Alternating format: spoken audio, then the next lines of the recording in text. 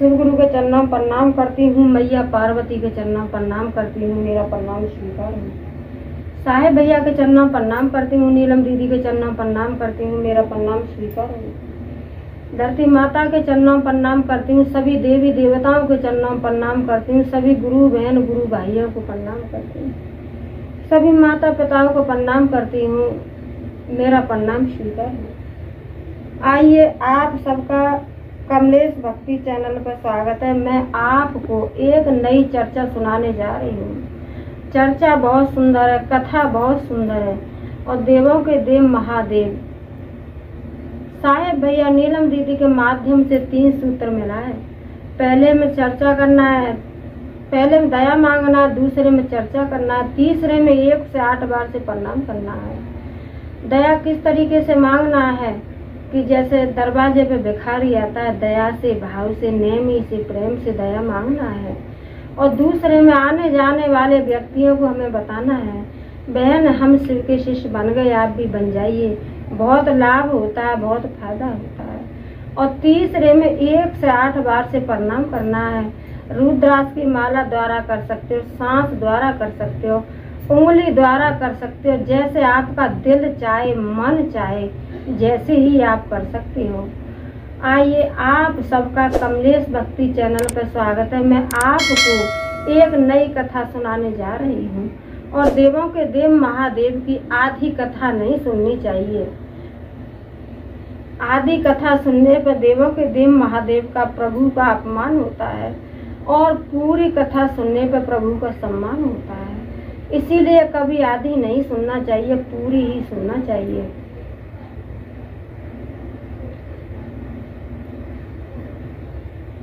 एक ब्राह्मण और ब्राह्मणी थे।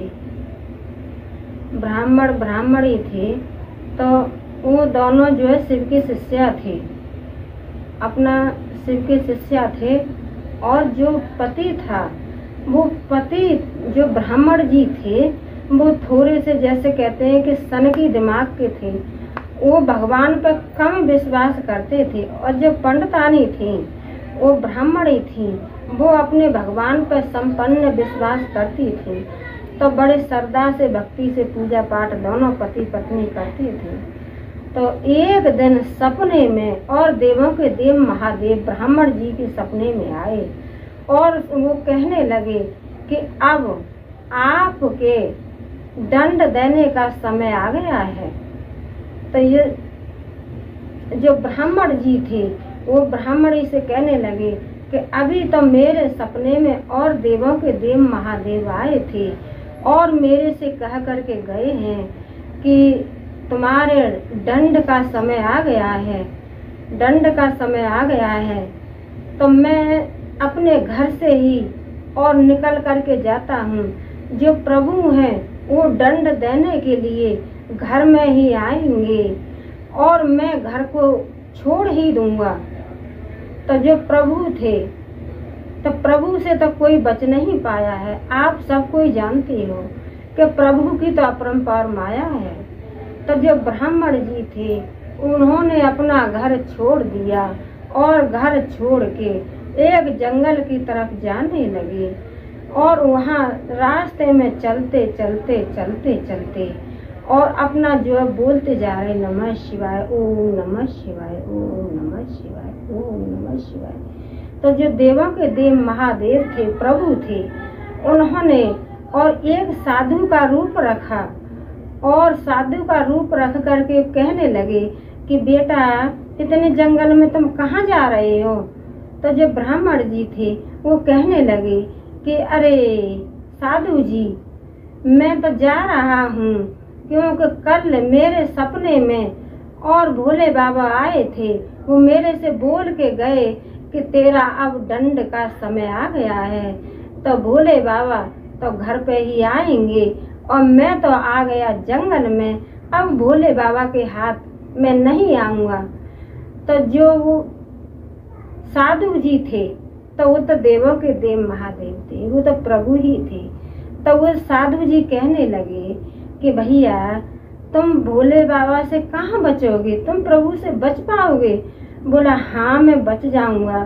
तो जो प्रभु थे वो साधु जी थे। साधु जी कहने लगे कि भैया प्रभु की इंसान की नजर से सब कोई बच जाता है, लेकिन भगवान की नजर से कोई नहीं बच पाता है।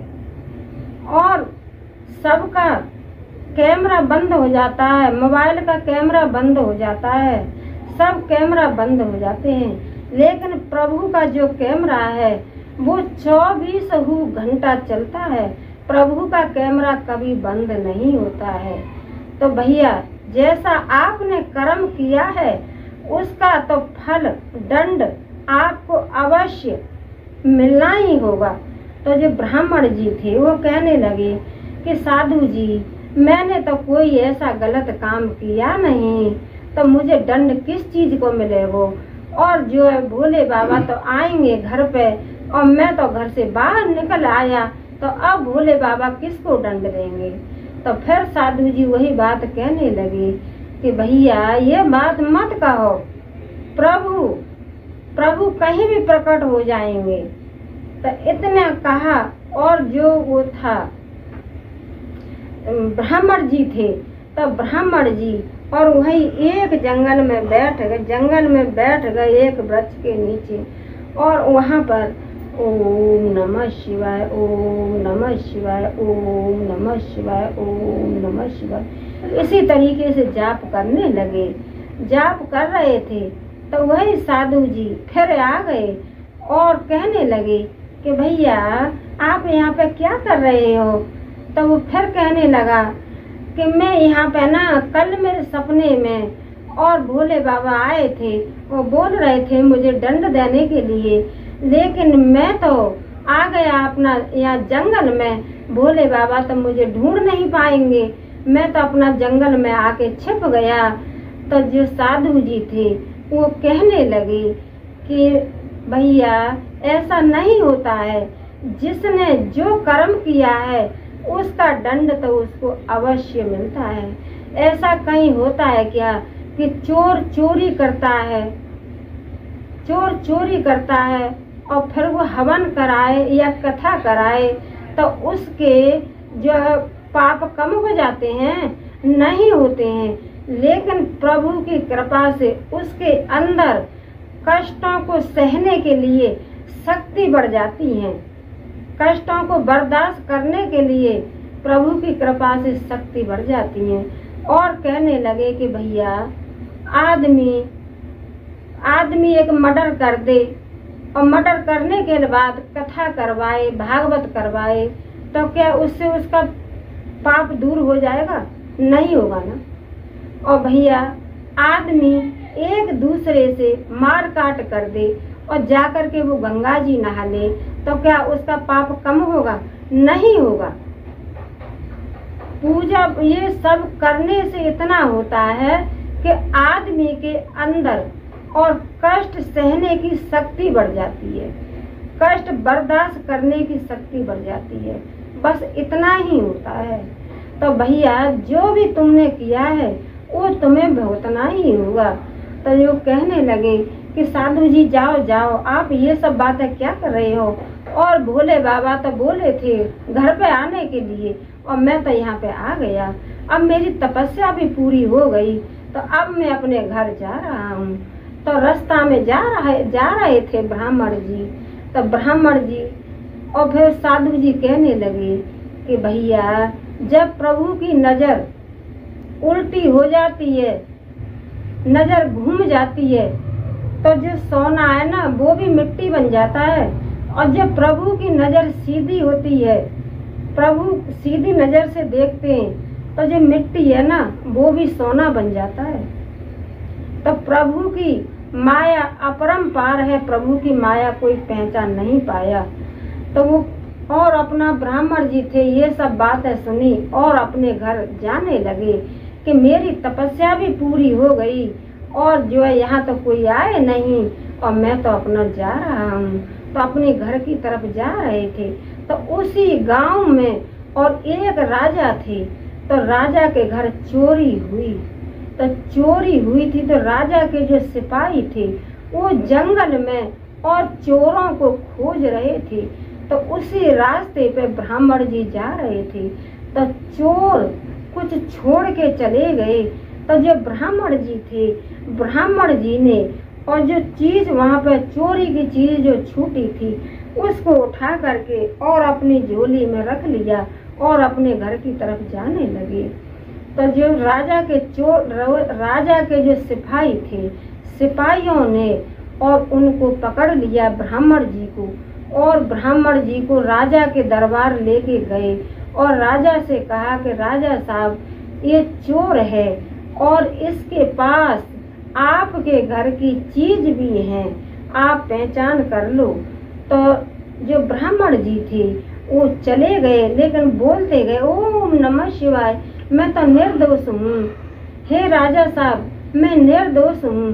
तो एक बार कहें कि राजा साहब मैं निर्दोष हूँ, और दूसरी बार कहें ओम नमः शिवाय, ओम नमः शिवाय, मैं निर्दोष हूँ, राजा साहब मैं निर्दोष हूँ, ओम नमः शिवाय।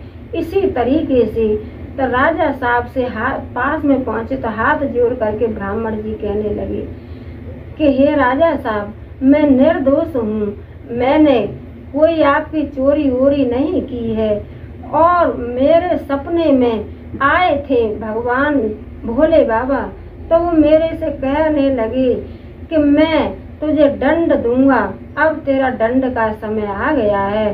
तो इसी डर मैं घर को छोड़ करके और जंगल में जा करके और भोले बाबा के नाम का जाप कर रहा था, उनका नाम जप रहा था। मैं चोर नहीं हूँ राजा साहब। और एक बार बोले मैं चोर नहीं हूँ, और दूसरी बार बोले ओम नमः शिवाय, ओम नमः शिवाय। तो यही बोलते रहे। तो इतने में और वही जो साधु जी आए, तो वो साधु जी नहीं थे, वो तो प्रभु ही थे। प्रभु की माया कोई जान नहीं सकता है कि प्रभु कहाँ और कैसे कब क्या कर दे, तो वो तो प्रभु ही थे। तो प्रभु आए और प्रभु कहने लगे कि हे राजा साहब, ये तो ब्राह्मण बड़ा गरीब ब्राह्मण है और ये तो बेचारा निर्दोष है, इसको छोड़ दो, इसने कोई दोष नहीं किया है। ये तो बेचारा इतना निर्दोष है कि सारे दिन और अपने जजमानों के घर जाता है और जजमानों का किसी का नामकरण करता है, किसी की भागवत करता है, किसी की कथा करता है, किसी का कुछ करता है। इसी तरीके से जी अपना ब्राह्मण पेट चला रहा है, और जो ब्राह्मण ये निर्दोष है। तो राजा की कुछ समझ में आई, तो राजा ने और अपने सिपाहियों को रुपया पैसा गहना जेवर दिया, और अपने सिपाहियों से राजा कहने लगे कि ये निर्दोष ब्राह्मण है, इस ब्राह्मण को और इसके घर पर छोड़ आइए। तो ब्राह्मण और राजा के सिपाही ब्राह्मण जी के घर पर छोड़ने गए।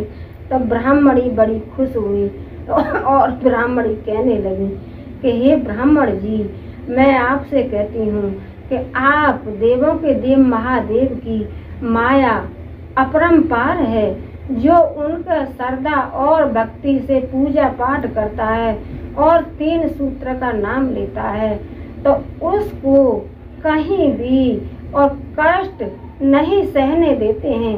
उसके उनके भक्त के ऊपर कष्ट आता है तो प्रभु उनको कष्टों को हाथों हाथ दूर कर लेते हैं। तो हे ब्राह्मण जी, जैसे मैं अपने देवों के देव महादेव का पूजा पाठ करती हूँ, इसी तरीके से आप पूजा पाठ करना और देवों के देव महादेव से दया मांगना। तो ये देवों के देव महादेव जैसे आपने उन ब्राह्मण जी की मनोकामना पूर्ण की, ऐसे ही सभी भक्तों की मनोकामना पूर्ण करना।